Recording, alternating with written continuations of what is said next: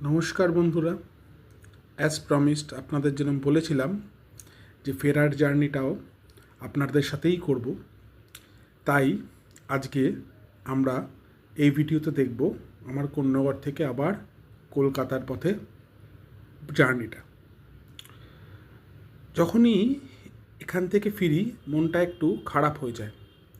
উইকেন্ডটা পুরনো বন্ধুদের সাথে দারুণ কাটলো। তবে সবাই বলে না, ভালো জিনিস ক্ষণস্থায়ী হয়। কী করে যে দুটো দিন চলে গেল বুঝতেও পারলাম না। যদিও বরুণদেবকে অনেক ধন্যবাদ। আমার ইনিশিয়াল প্ল্যান ছিল রবিবার দিন বিকালবেলায় কলকাতায় ফিরে যাওয়া, কিন্তু আমাদের এখানে এতটাই বৃষ্টি হয় রাস্তাঘাট জলে ভরে যায়, তাই সেদিনকে আর রিস্ক নিইনি। অগত্যা সোমবার দিন ভোর ভোর বেরিয়ে পড়লাম, কারণ গিয়ে বাড়িতে অফিসও আছে। যদিও ফেরাটা একটু মিক্সড ফিলিং বলতে পারেন, কারণ যখন আসি ইদানিংকালে এই কোন্নগরের বাড়িতে সব সময় আমার স্ত্রী এবং আমার ছেলে আসতে পারে না, কারণ স্কুল থাকে, স্কুলে পড়ার চাপ থাকে, আর এক্সাম তো লেগেই রয়েছে। তাই ওদের ছেড়ে আসতেও এখানে খুব একটা ভাল লাগে না, আবার পুরনো বাড়ি ছেড়ে কলকাতায় পড়ে থাকতেও খুব একটা ভাল লাগে না।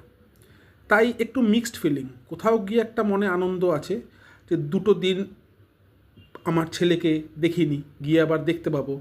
ও অধীর আগ্রহে বসে রয়েছে কখন আমরা ফিরবো। আবার ভাবছি যে কতদিন পরে এখানে আসব। যদিও এখনও প্ল্যান রয়েছে, জানি না কতটা হবে, সপ্তমীর দিন তল্পিতল্পা গুটিয়ে সবাই মিলে এই কোন্নগরের বাড়িতে চলে আসা। দেখা যাক কি হয়। যাই হোক, জার্নি স্টার্ট করলাম। দেখুন, আশা করি আপনাদের আগের জার্নিটা যেরকম লেগেছে এই জার্নিটিও ভালোই লাগবে।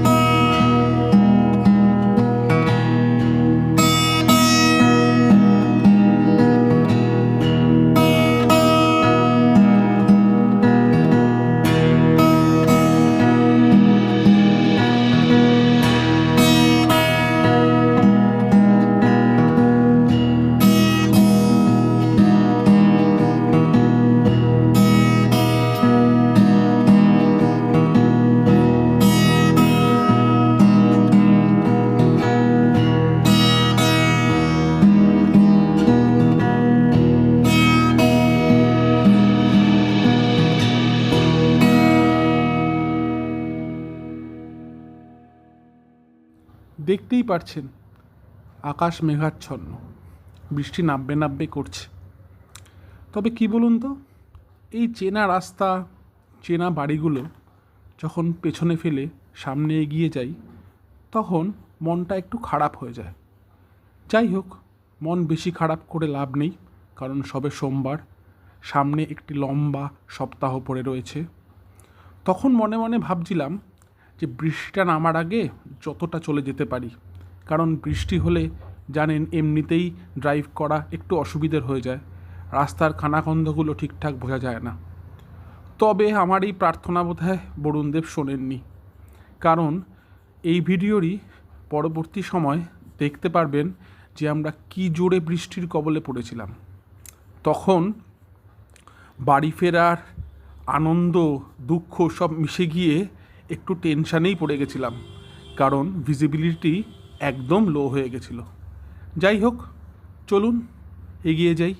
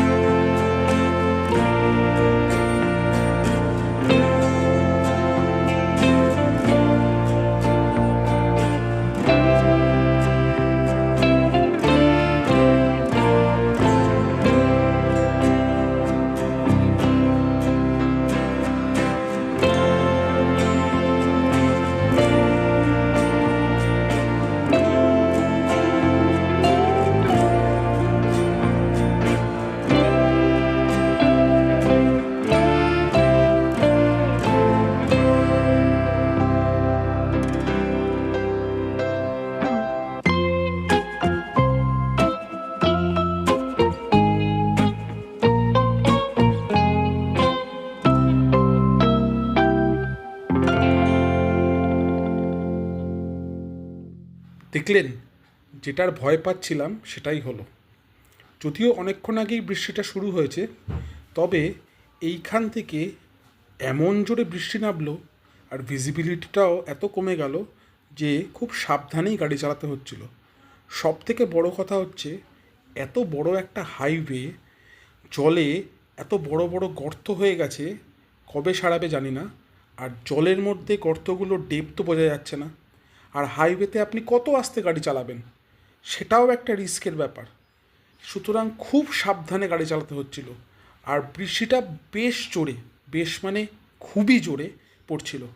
দাঁড়ান, আপনাদের একটু বাইরের বৃষ্টির আওয়াজটা শোনালে বুঝতে পারবেন বৃষ্টির তীব্রতাটা কত ছিল।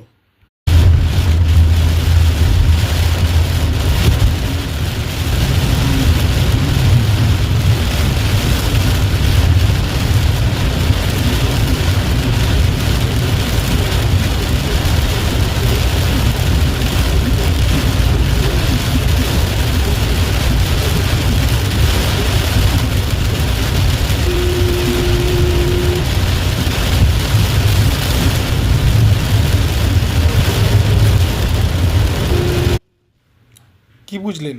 একটুও বাড়িয়ে বলিনি, তাই তো? দেখুন, হাইওয়েতে লং ড্রাইভে গেলে হালকা বৃষ্টি, যাকে বলে আর কি ড্রিজল, বেশ ভালোই লাগে। তখন ওই বৃষ্টিটাতে এনজয় করা যায় ড্রাইভিংটা। কিন্তু এই যা বৃষ্টি হচ্ছে, এ তো আনন্দ কখন নিরানন্দ হয়ে যাবে বুঝতেও পারবেন না।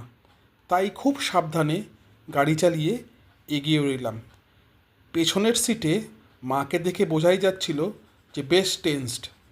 আমি আর ভয়টা মার কাছে অত প্রকাশ করিনি, কারণ আমি ভয় পেলে মা আরও ভয় পেয়ে যাবে। তাই সাবধানে এগিয়ে চললাম, দুগ্গা দুগ্গা করে।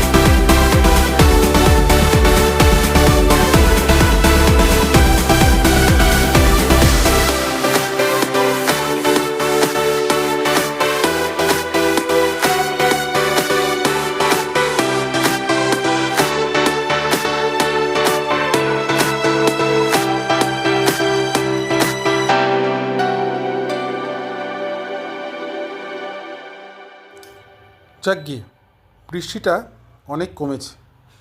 ওই দেখুন সেকেন্ড ডুগরির ব্রিজও দেখা যাচ্ছে, তার মানে ফ্ল্যাটের কাছাকাছি পৌঁছেই গেছি। এই ব্রিজটা না অদ্ভুত একটা জায়গা। যাওয়ার সময় এই ব্রিজটা দেখতে পেলেই মনটা আনন্দ লাগে, অথচ ফেরার সময় এই ব্রিজটা দেখতে পেলেই মনে হয় আবার চলে আসলাম সেই এক সপ্তাহের জন্য কাজের জায়গায়। যাই হোক, ফিরতে তো হবেই। আগেই বলেছি আমাদের জন্য অধীর আগ্রহে একজন অপেক্ষা করছে বাড়িতে। ফিরে গিয়ে তার সাথেও অনেক আনন্দ করব, গল্প করব। আপাতত বাকিটা জার্নি সাবধানে চালাই। আশা করি আপনাদেরও বাকি জার্নিটা ভালো লাগবে।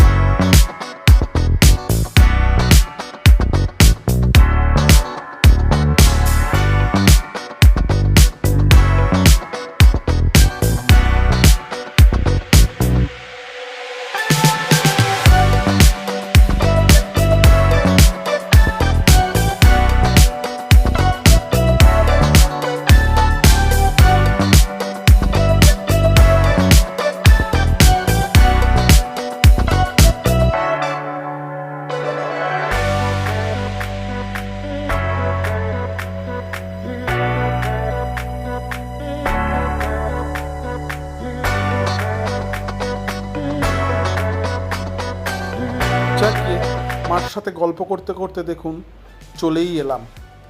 গিয়ে আবার তাড়াতাড়ি রেডি হয়ে অফিস যেতে হবে, যদিও তার আগে একটা বড় কাজ আছে।